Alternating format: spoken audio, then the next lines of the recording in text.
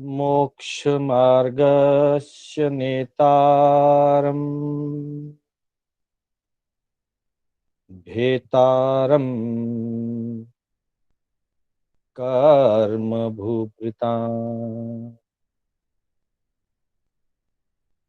ज्ञातारम् विश्वतत्त्वानाम्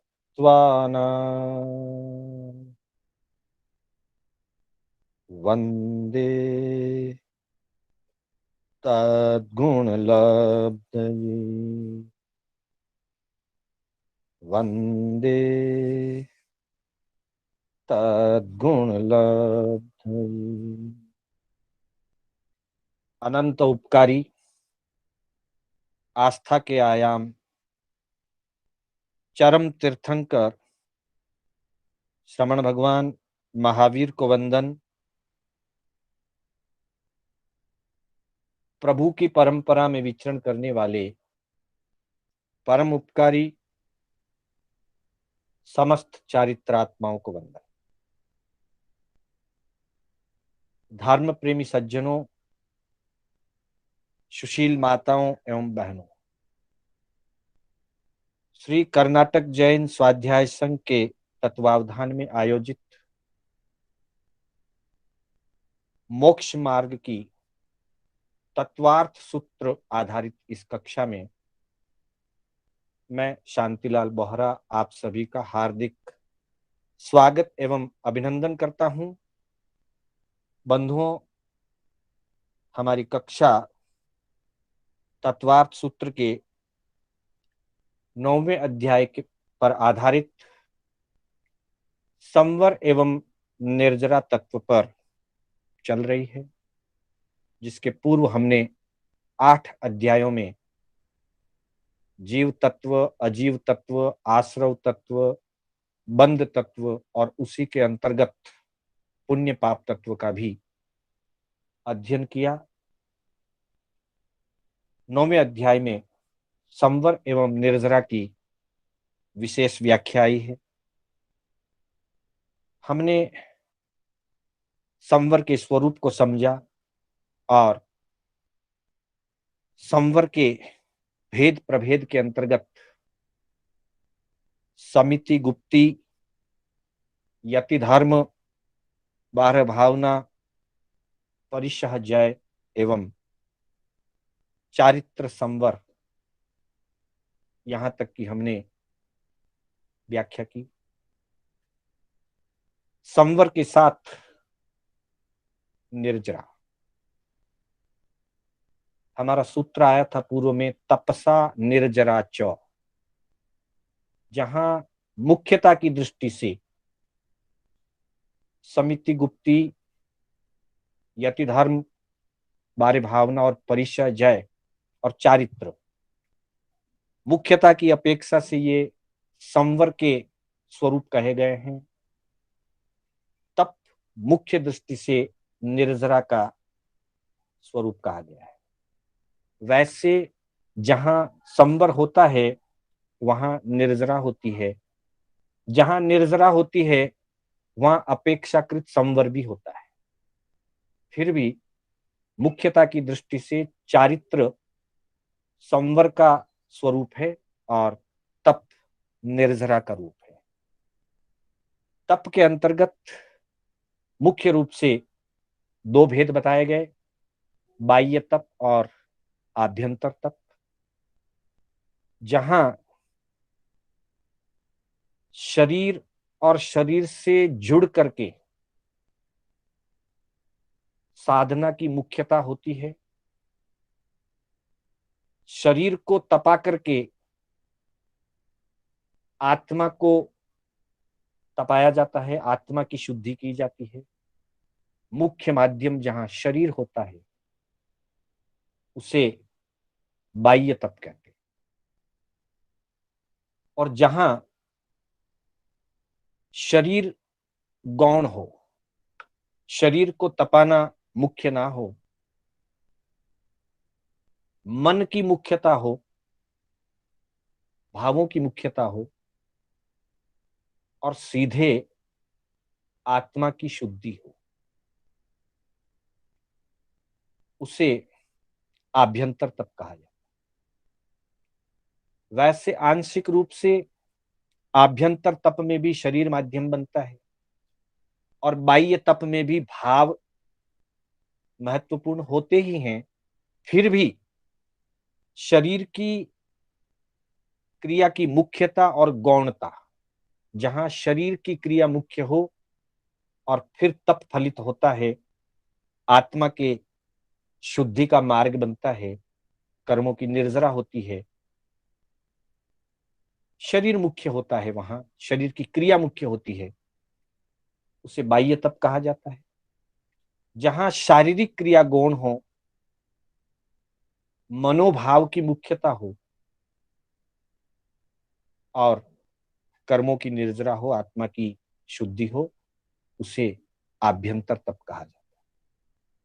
उदाहरण के लिए हमारे संत भगवंत फरमाते हैं कि जैसे घी को गर्म करने के लिए उसके बर्तन को तपाना पड़ता है, अग्नि पर बर्तन रखा जाता है, बर्तन जब गर्म होता है, जैसे जैसे बर्तन की गर्मी बढ़ती है और वो घी को पहुंचती है, तो घी के अंदर अगर कोई जल का तत्व है तो वो घी तप करके जल तत्व नष्ट हो जाता है। तो यहां पहले बर्तन को तपाया जाता है, बर्तन के तपने से घी तपता है।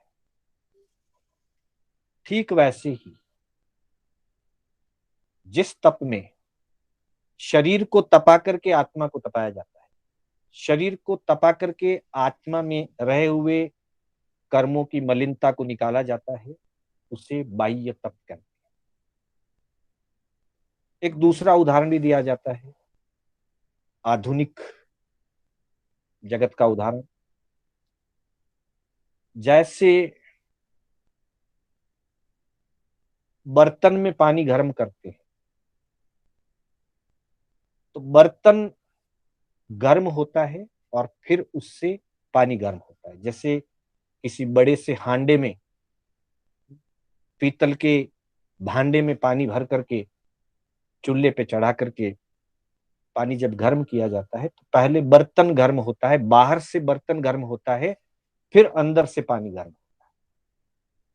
और वही व्यवस्था जो आधुनिक युग की है टेक्नोलॉजी, वाटर हीटर या वाटर गीजर आ गए, तो गीजर में आउटर बॉडी गर्म नहीं होती, अंदर का जो साधन है, एलिमेंट बोलते हैं जिसको, अंदर का एलिमेंट गर्म होता है और उससे पानी गर्म हो जाता है। पर बाहर की जो आउटर बॉडी है गीजर की, वो गर्म नहीं होती। बस उसी अपेक्षा से हम समझ सकते हैं कि बाह्य तप के अंतर्गत शरीर के माध्यम से आत्मा तक पहुंचा जाता है और आभ्यंतर तप के अंतर्गत सीधे आत्मा तक पहुंचा जाता है। लक्ष्य दोनों का एक ही है, कर्मों को काटना, आत्मा की विशुद्धि। जैसे लक्ष्य दोनों में एक ही है, पानी गर्म करना, चाहे बर्तन को गर्म करके पानी गर्म किया जाए या गीजर के माध्यम से एलिमेंट के द्वारा सीधा पानी गर्म हो जाए और आउटर बॉडी गर्म ना हो, दोनों में लक्ष्य एक ही है, पानी गर्म होना। ठीक वैसे ही आत्मा को तपाया जाता है, लेकिन तपाने में बाह्य साधन के रूप में शरीर काम करे तो उसे बाह्य तप कहते हैं। और इस बाह्य तप के अंतर्गत 6 भेद आएंगे, हम उसकी चर्चा करेंगे, अनशन, उन्नोद आदि। इसी तरह से आभ्यंतर तप के अंतर्गत विनय, प्रायश्चित, वहां भावों की मुख्यता है, शरीर को कृश करना मुख्य नहीं रह जाता। दोनों ही अपेक्षाओं में तप तप है और तप का काम है पवित्रता पैदा करना। जैसे कि हम देखते हैं, तप 2 शब्दों से मिल करके बना है, त और प, छोटा सा शब्द है तप, 2 अक्षरों का। अर्थात जो आत्मा को तत्काल पवित्र करता है। जैसे ही तप किया उसी के साथ तत्काल इमीडिएटली जो आत्मा को तत्काल पवित्र करता है उस साधना का नाम तप है। इस तरह से हम आज तप की चर्चा करेंगे सूत्र के द्वारा। हम पहले मूल सूत्र का उच्चारण करेंगे, फिर एक एक सूत्र की चर्चा होगी। मूल सूत्र के रूप में चारित्र का अगला अंग तप है। चारित्र का ही एक विभाग तप है, इसकी हमने परसों चर्चा की थी कक्षा में। 18वें सूत्र में चारित्र का स्वरूप बताया गया। सामायिक छेदोपस्थाप्य परिहार विशुद्धि सूक्ष्म संप्राय यथाख्यातानि चारित्रम। सामायिक छेदोपस्थाप्य परिहार विशुद्धि सूक्ष्म संप्राय यथाख्यातानि चारित्रम। और 19वें सूत्र के अंतर्गत तप का पहला भेद बाह्य तप की चर्चा कही। अनशनाव मौदर्य वृत्ति परिसंख्यान रस परित्याग विविक्त संयासन काय क्लेशा बाह्यम तपः। अनशनाव मौदर्य वृत्ति परिसंख्यान रस परित्याग विविक्त संयासन काय क्लेशा बाह्यम तपः। बाह्य तप के रूप में अनशन, अवमौदर्य, अवमौदर्य अर्थात उनोदरी, वृत्ति परिसंख्यान अर्थात भिक्षाचर्या, आहार की मर्यादा, रस परित्याग विशेष रूप से विगयों का त्याग, अन्य सभी प्रकार के रसों का त्याग, रस लोलुपता का त्याग, जो आया सहज में ग्रहण करें। इस तरह से अनशन, उनौदरी, भिक्षाचरी जिसे वृत्ति परिसंख्यान कहते हैं, रस परित्याग, उसके बाद विविक्त संयासन जिसे थोकड़ों में प्रतिसंलीनता कहा गया है। प्रतिसंलीनता के अंतर्गत इंद्रियों की प्रतिसंलीनता, कषायों की प्रतिसंलीनता आदि आता है। उसका आखिरी भेद होता है विविक्त संयासन। तो विविक्त संयासन शब्द का विस्तृत अर्थ है प्रतिसंलीनता, और प्रतिसंलीनता का संक्षिप्त अर्थ है विविक्त संयासन। और फिर अंतिम कायक क्लेशा। आगम में कायक क्लेशा पहले शब्द दिया, विविक्त संयासन बाद में दिया है। कहीं थोकड़ों में भी पहले कायक क्लेश 5वें नंबर पे और प्रतिसंलीनता को 6ठे नंबर पर। शब्द और क्रम का थोड़ा अंतर है। मूल भाव एवं उसके पीछे जो आशय है, अपेक्षा है, वो वह की वह है। इन सबको बाह्यम तप, बाह्य तप कहा जाता है। ये बाह्य तप है, अर्थात इनमें शरीर मुख्य साधन के रूप में काम आता है और शरीर के माध्यम से आत्मा तक तप की भावना पहुंचती है और उससे आत्मा की शुद्धि होती है, कर्मों की निर्जरा होती है। 19वें सूत्र में कहा गया, हम इसकी एक एक शब्द से व्याख्या करेंगे। अनशनाव मौदर्य वृत्ति परिसंख्यान रस परित्याग विविक्त संयासन काय क्लेशः बाह्यम तपः। संधि विच्छेद हम देखते हैं। अनशन, अवमौदर्य अर्थात अवम औदर्य। औदर्य शब्द पेट का सूचक है। पेट को संस्कृत में उदर बोलते हैं और उदर की जो भावना है उसे औदर्य, अर्थात पेट की मांग, भूख, जितनी भूख है उससे अवम, अवम का मतलब कम, कम करना। संस्कृत शब्द में अवम शब्द का अर्थ होता है कम। तो पेट की जितनी मांग है, जितनी भूख है, उससे कम ग्रहण करना, थोड़ा भी छोड़ा जाए, थोड़ा भी कम लिया जाए, तो वह अवमौदर्य या ऊणोदरी। ऊण का मतलब भी होता है कम, प्राकृत में ऊण, मारवाड़ी में भी ऊण। ऊण का अर्थ होता है कम। उदर का मतलब पेट, भूख, पेट की भूख। पेट की भूख से कुछ कम लेना उसे उनोदरी या अवमोदर्य कहा जाता है। तो अनशन, अवमौदर्य, अवम प्लस औदर्य, वृत्ति परिसंख्यान। वृत्ति परिसंख्यान का मतलब, वृत्ति का अर्थ होता है आहार संबंधी व्यवस्था, गोचरी। मुनि की अपेक्षा से गोचरी, सामान्य साधक की अपेक्षा से भोजन की व्यवस्था। वृत्ति परिसंख्यान अर्थात नियमानुसार गोचरी करना, अथवा आहार में व्यवस्था को सीमित करना, निर्दोष आहार ग्रहण करना।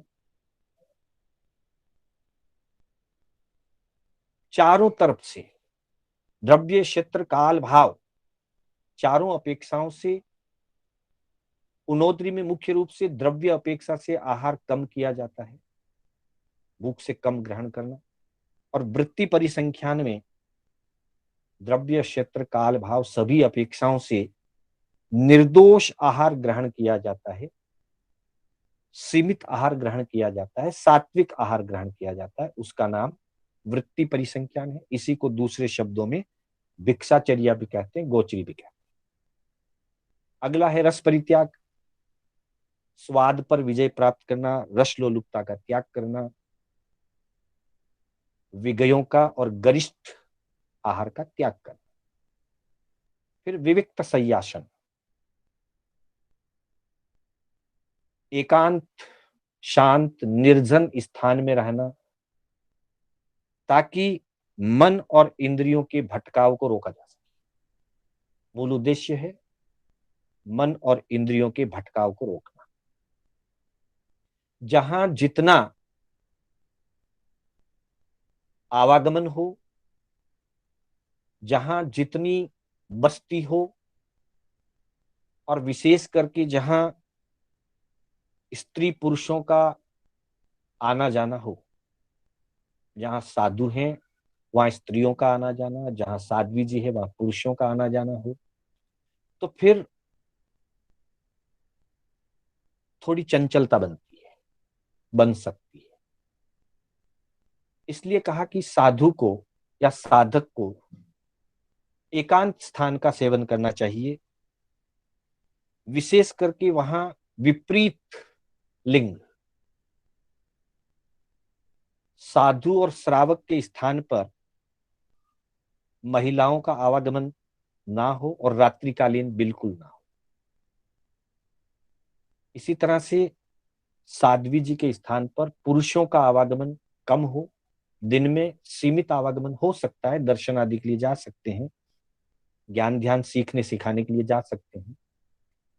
पर जैसे ही प्रतिलेखना का समय प्रारंभ हो, लगभग 4:30, 4:15, 4:30 बजे का समय, उसके बाद साध्वी जी के स्थान पर संतों का या पुरुष वर्ग का रुकना वर्जित है, और संतों के स्थान पर साध्वी जी का या महिलाओं का आवागमन या रुकना वर्जित है, और रात्रिकालीन में बिल्कुल नहीं। ऐसे स्थान को जो निर्दोष हो, शांत हो, एकांत हो, निर्जन हो, संयम की साधना के लिए अनुकूल हो। अनुकूल से यहां अर्थ सुविधाजनक नहीं है, विचलितता पैदा करने वाला वातावरण ना हो उसे अनुकूल कहा जाए। और कितनी भी सुविधाएं हो, लेकिन अगर वहां पे विचलितता विचलितता पैदा करने वाली अगर कोई द्रव्य क्षेत्र काल भाव की स्थितियां हैं तो वो प्रतिकूल कहा जाएगा। तो जो साधना के लिए अनुकूल, शरीर के लिए अनुकूल की बात नहीं, साधना के लिए जो अनुकूल हो, एकांत निर्जन स्थान हो,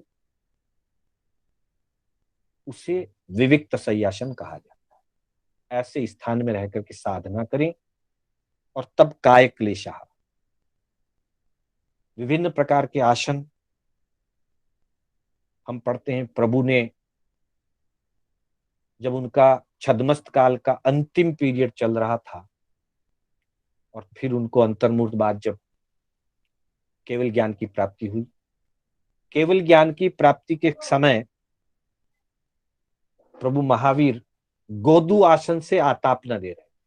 ये काय क्लेश तप है। कोई गोदू आसन से बैठते हैं, कोई वीरासन से वज्रासन से विराजते हैं, पद्मासन से विराजते हैं, अथवा खड़े रह करके कायोत्सर्ग करते हैं। गर्मी के दिनों में सूर्य की आतापना लेते हैं, सर्दी के दिनों में अल्प वस्त्रों में रहते हैं, शीत को सहन करते हैं। कई महापुरुष रात्रिकालीन समय में भी आड़ा आसन नहीं करते हैं, नींद को और आराम को जीतते हैं। शरीर पर साधना का अंकुश लगाते हैं, नंगे पांव चलते हैं, लोच करते हैं। ये सारे काया क्लेश के ही विभिन्न रूप हैं। तो कहा अनशन अवम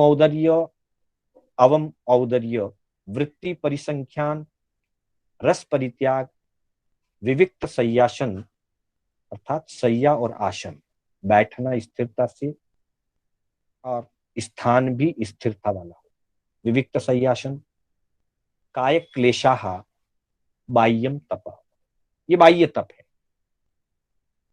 इसलिए भी इनको बाह्य कहा जाता है कि ये जब तप किए जाते हैं तो बाहर से दिखाई देते हैं। अनशन उपवास आदि किया, बाहर पता चलता है, दिखाई देता है। कोई काया क्लेश कर रहा है, वज्रासन से, गोदुआसन से, वीरासन से बैठे हैं, दिखता है, पता चलता है। तो मुख्यतः बाह्य की अपेक्षा से बाह्य तप है। समवायांग सूत्र में, उत्तराध्ययन सूत्र में, भगवती सूत्र में आदि अनेक स्थलों पर तप का वर्णन आया है। छव्य बाहिरे तवो कम्मे पनपते, 6 प्रकार के बाहरी तप कर्म कहे गए हैं। तप कर्म, यहाँ कर्म का अर्थ क्रिया से, तप क्रिया। बाह्य तप क्रियाएं 6 प्रकार की बताई गई है। तंजहा, अणसने, उणोयरिया, वित्ति संखेवो, रस परिचाओ, काय किलेसो, संलीनया। प्रति संलीनता को संलीनया कहा गया है। और तत्वार्थ सूत्र में उसी को विविक्त सय्यासन शब्द से दिया गया है। मूल बात शब्द की नहीं है, मूल बात भावों की है। आखिर तप से कर्म निर्जरा होती किस प्रकार से है, आखिर क्या कारण है उसके पीछे, वो हमें समझना है। बंधुओं, कर्म बंधन का मूल मोहनीय कर्म है। मोहनीय कर्म का अर्थ है आसक्ति, लगाव, अटैचमेंट।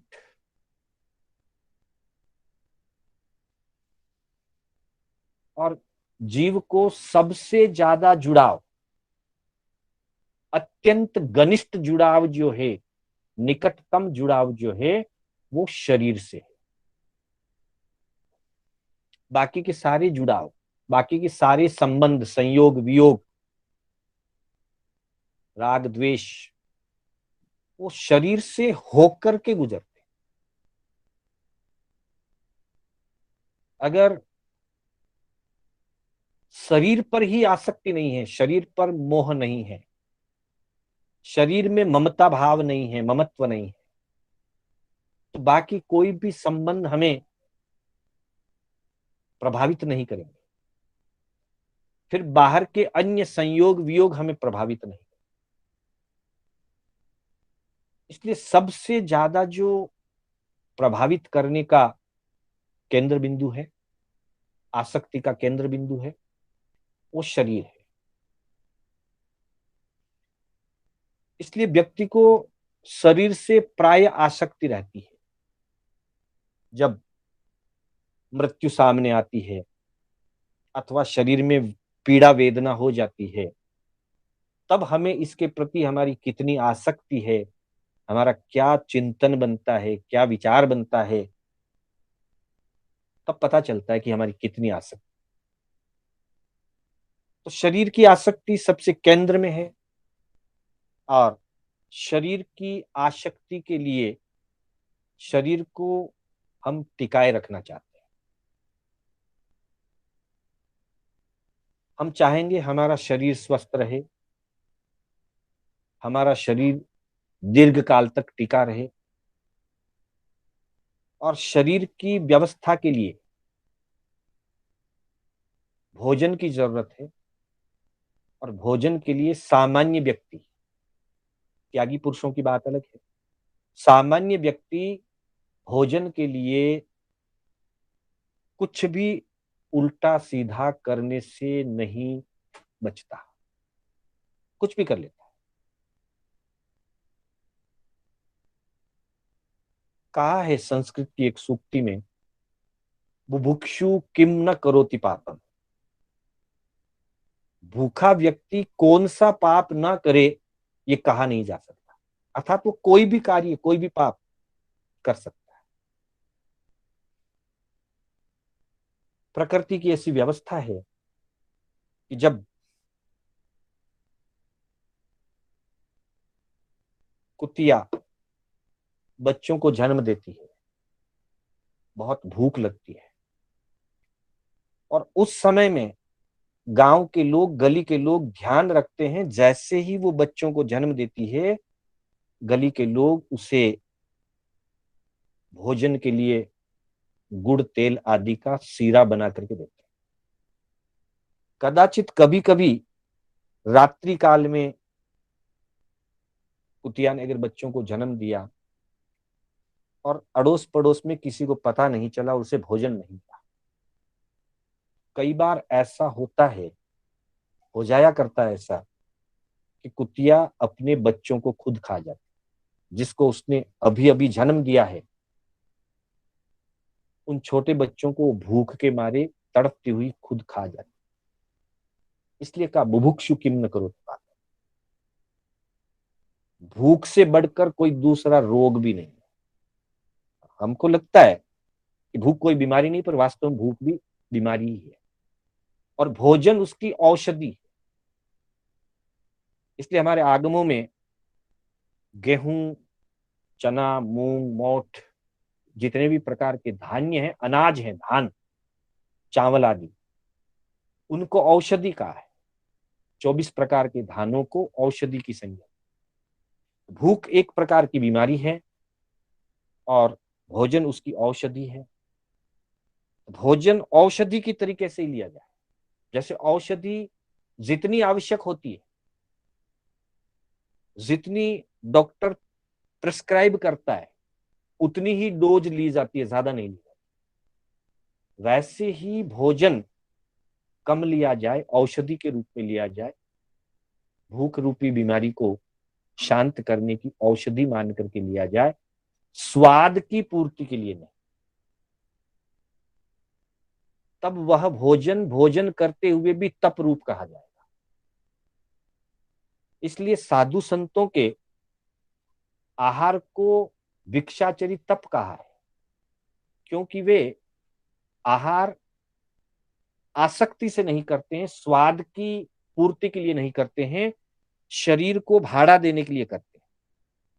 और भाड़ा हमेशा सीमित दिया जाता है। मांगने वाला भाड़ा ज्यादा मांगता है और देने वाला कम करवाता है, चाहे वो मकान का किराया हो, दुकान का किराया हो, ऑफिस का किराया हो, अथवा ऑटो रिक्शा में भी कहीं जाना है, ऑटो रिक्शा का किराया। पूछने वाला ज्यादा पूछेगा और सुविधा लेने वाला उससे कम देना चाहेगा।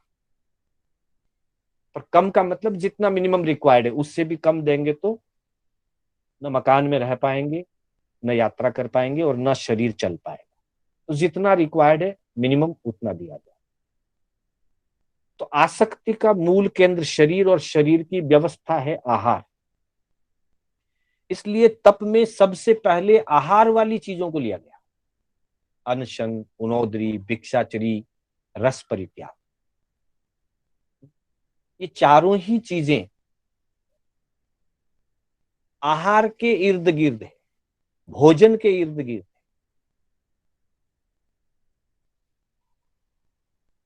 इसलिए भोजन के प्रति जो त्याग भाव जगता है, तब व्यक्ति का शरीर के प्रति आसक्ति का भाव कम होता है। शरीर के प्रति आसक्ति का भाव ज्यादा हो, वैसी स्थिति में व्यक्ति उपवास आदि तप नहीं कर पाता। क्योंकि उपवास करने का मतलब है पूरे दिन शरीर को भाड़ा नहीं देना है, आहार नहीं देना, अनशन, अशन का त्याग करना, आहार का त्याग करना। और जब आहार का त्याग करना है तो शरीर को थोड़ी तो पीड़ा होगी, क्योंकि रोज भोजन दिया जाता है और भोजन से उसको कुछ काल के लिए ही सही, कुछ घंटों के लिए ही सही संतुष्टि होती है, तृप्ति होती है। 2 घंटे के बाद, 3 घंटे के बाद फिर भूख लग जाएगी, वो बात अलग है। पर एक बार तो भोजन करने से व्यक्ति को संतुष्टि होती है। उस भोजन का त्याग करना अर्थात शरीर के प्रति रही हुई आसक्ति को जीतना है। और जब तब उस रूप में होता है, तब उससे कर्म निर्जरा होती है। मात्र आहार छोड़ना तप नहीं है। आहार तो कई बार मजबूरी में नहीं मिलने पर भी हो सकता है नहीं किया जाता, भोजन नहीं मिला। अथवा कभी कभी व्यक्ति को गुस्सा आ जाता है, गुस्सा में भी खाना छोड़ देता है, तब भी उसने आहार नहीं किया। लेकिन तब आहार न करने मात्र से तप नहीं बना। आहार न करने के साथ साथ आहार और शरीर की आसक्ति को तोड़ना, आहार के निमित्त शरीर की जो अटैचमेंट है, उस अटैचमेंट से ऊपर उठना, आसक्ति से ऊपर उठना, तब वो तप होगा। इसलिए कहा गया किसी अपेक्षा से आहार, विषय और कषाय, इन तीनों को सम्यक बोध पूर्वक, समझ पूर्वक, ज्ञान पूर्वक, वैराग्य पूर्वक, आहार इंद्रियों के विषय और कषाय, इन तीनों को जब जीता जाता है, अर्थात आहार का भी त्याग किया, इंद्रिय विषयों का भी त्याग किया और कषायों का भी त्याग किया, उसका नाम उपवास है। जब तक इन तीनों का त्याग ना हो, वहां तक वो भोजन का त्याग तो हो सकता है, जिसे व्यवहार में लंघन कहा है। नेचुरोपैथी के ट्रीटमेंट के लिए भी अगर कोई व्यक्ति जाता है तो 2 दिन, 4 दिन, 5 दिन आहार का त्याग करवा दिया जाता है। वो भी अनशन है, लेकिन वो अनशन है मात्र, अनशन तप नहीं है। कभी कभी कोई व्यक्ति अपनी मांग को लेकर के भूख हड़ताल पर बैठता है, उसको भी सत्याग्रह या अनशन का है, लेकिन वो अनशन मांग के लिए है, आसक्ति से मुक्त होकर के तप रूप नहीं है। तो जहां मांग खत्म हो जाए, जहां आसक्ति को जीता जाए, आहार की आसक्ति और शरीर की आसक्ति, और उसके लिए, उस पर विजय पाने के लिए जो 3 आहार या 4 आहार का त्याग किया जाता है, उसका नाम तप है, उसका नाम अनशन।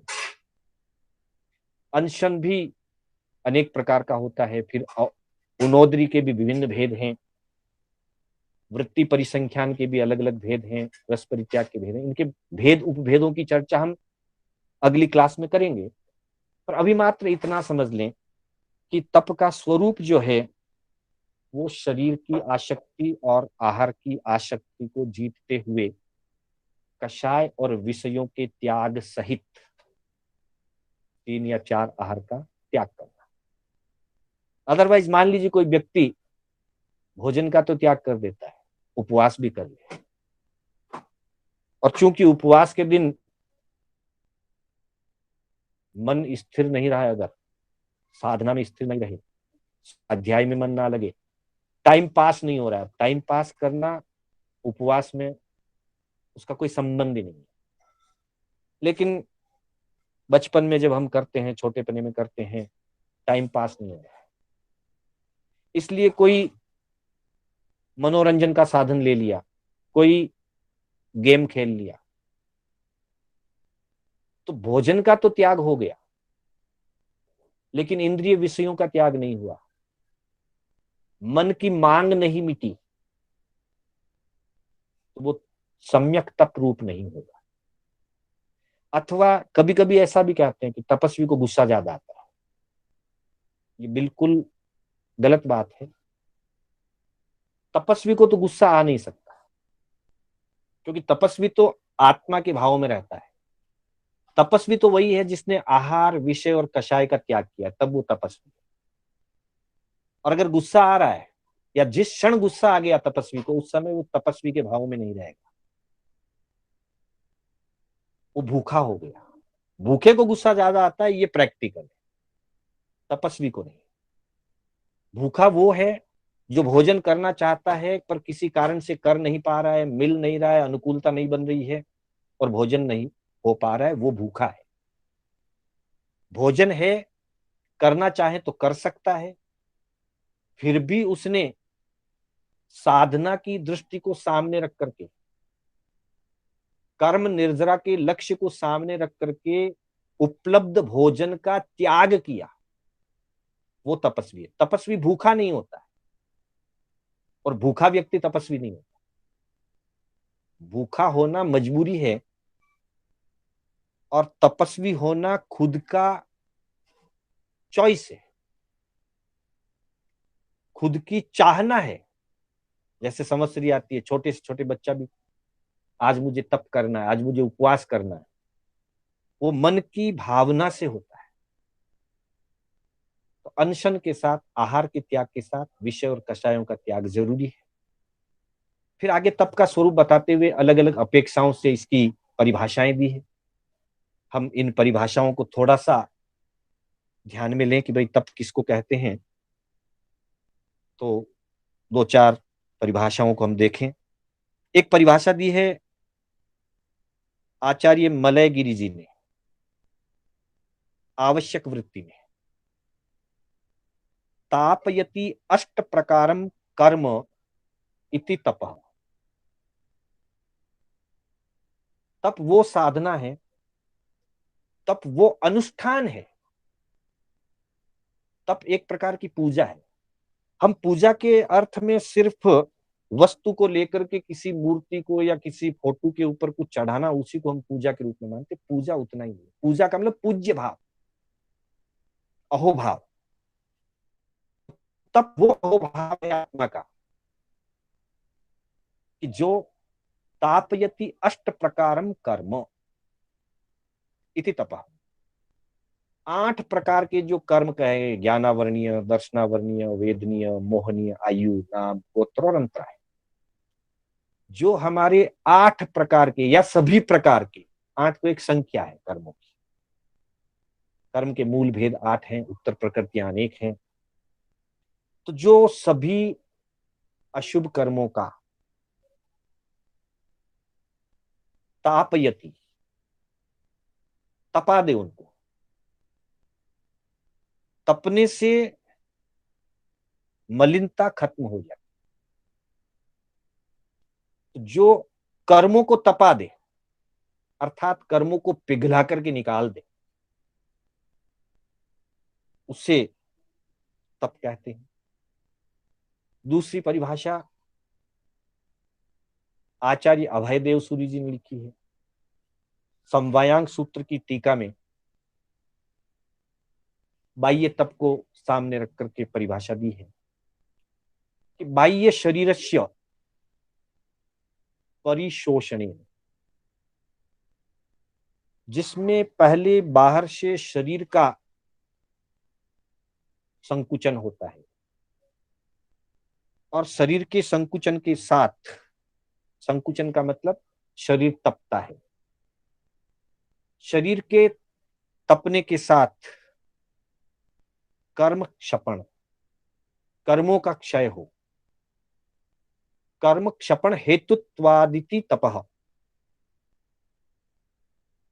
जिसमें बाहर से शरीर को तपाते हुए कर्मों को क्षय करने का जो हेतु बनता है, जो माध्यम बनता है कर्म को तपाने का, उसे तप या बाह्य तप कहा जाता है। समवायांग सूत्र की वृत्ति अर्थात टीका के अंदर आचार्य अभयदेव सूरि जी ने यह परिभाषा। तीसरी परिभाषा हमारे सामने है, सभी परिभाषाओं के लगभग भावार्थ वही है, कर्म क्षयार्थम, कर्मों को क्षय करने के लिए, कर्मों को क्षय करने के उद्देश्य से, तप्यते इति तपः, जो तपाया जाता है, शरीर को और आत्मा को जो तपाया जाता है और जिसका उद्देश्य कर्म निर्जरा हो, कर्म क्षय करना जो उद्देश्य हो, उस साधना को तपः, तप कहते हैं। ऐसी परिभाषा तत्वार्थ सूत्र की टीका में सर्वार्थ सिद्धि नाम की टीका है जो आचार्य पूज्यपाद स्वामी जी ने लिखी है। दिगंबर परंपरा के बहुत पुराने संत, लगभग 1700 साल पहले की घटना है। 1700 साल पहले के आचार्य हुए पूज्यपाद स्वामी, उन्होंने तत्वार्थ सूत्र पर टीका लिखी। पहली टीका उन्हीं की है। उस टीका में ये परिभाषा दी है, कर्म सयार्थम तप्यते इति तपः। और एक उसके बाद का, काफी बाद का ग्रंथ है मोक्ष पंचाशत। मोक्ष पंचाशत में परिभाषा दी, इच्छा निरोधस तपः, इच्छाओं को जीतना, इच्छाओं को निरोध करना, इच्छा को रोकना या इच्छा को जीतना। रोकने का मतलब दबाना नहीं है, निरोध का मतलब दबाना नहीं है, इच्छाओं पर विजय पाना। इच्छाओं पर विजय पाने का नाम तप है। ऐसा नहीं है कि जिस दिन हमको उपवास करना हो उस दिन भूख ना लगती हो या हमको भोजन की इच्छा ना होती हो, ऐसा नहीं। भूख उस दिन भी लगती है, भोजन की इच्छा उस दिन भी जगती है, लेकिन जिसको तप करना होता है वो अपनी इच्छा को जीतता है, इच्छा पर विजय प्राप्त करता है, अपनी इच्छा को अपने वश में कर लेता है। वो इच्छा भोजन की हो सकती है, वो इच्छा कुछ देखने की हो सकती है, वो इच्छा कुछ सुनने की, कुछ सूंघने की, पांचों इंद्रियों के विभिन्न विषयों की विभिन्न प्रकार की इच्छाएं होती है। भोगों की इच्छा, उपभोग की इच्छा, आहार की इच्छा, दृश्यों की इच्छा, श्रवण की इच्छा, अच्छे वस्त्रों की इच्छा, अच्छे सुगंधित वातावरण की इच्छा। जितनी भी प्रकार की इच्छाएं हैं, उन इच्छाओं पर विजय प्राप्त करना मूल कारण, ये सारी चीजें आत्मा का स्वभाव नहीं है, ये इंद्रियों की मांगे हैं। आहार भी आत्मा का स्वभाव नहीं है। जब आत्मा मोक्ष को प्राप्त करता है, सिद्ध स्वरूप को प्राप्त करता है, तो वहां कहा जाता है भूख नहीं, तृषा नहीं। भूख और तृषा ये सब शरीर रहने तक है। शरीर के मुक्त होते ही आत्मा सिद्ध परमात्मा बन जाता है, फिर वहां किसी भी प्रकार की आहार पानी की आवश्यकता या मांग नहीं है। अर्थात ये सारे जो मांग हमारी होती है वो इंद्रियों की मांग है, शरीर की मांग है, आत्मा की नहीं। तो आत्म स्वरूप को समझते हुए कि ये मेरा स्वभाव नहीं है, इसलिए मैं अपने स्वभाव में आने का एक छोटा सा अभ्यास करूं, एक दिन के लिए इसका त्याग करूं, एक घंटे के लिए इसका त्याग करूं। घंटे घंटे के पचखाण भी आहार त्याग के हो सकते हैं। हमारे यहाँ तो प्रभु ने घंटी सेम मुट्ठी सेम भी बता दिया है। जब तक पल्लू में गांठ बांध करके रखूंगा वहां तक 4 आहार का त्याग रहेगा। मुट्ठी बांध करके रखूंगा तब तक 4 आहार का त्याग रहेगा।